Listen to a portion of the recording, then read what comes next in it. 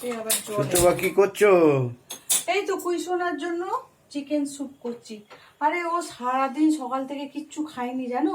ওর কি হয়েছে জানি না বাবা, আমি বুঝতে পারছি না। একটু হলুদ দিয়ে আর চিকেনটাকে সেদ্ধ করে দিচ্ছি।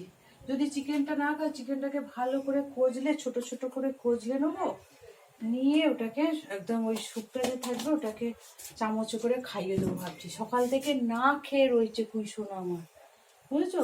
তাই চিকেনটাকে এই দেখো, চিকেনটাকে এই যে চিকেন দিয়ে দিয়েছি, একটু জল দিয়ে দিলাম, দিয়ে এই যে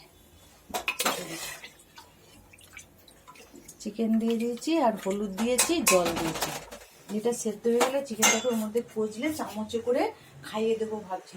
সকাল থেকে না খেয়ে থাকলে তো অসুস্থ হয়ে পড়বে বলো, তাই এটাই করছি এখন।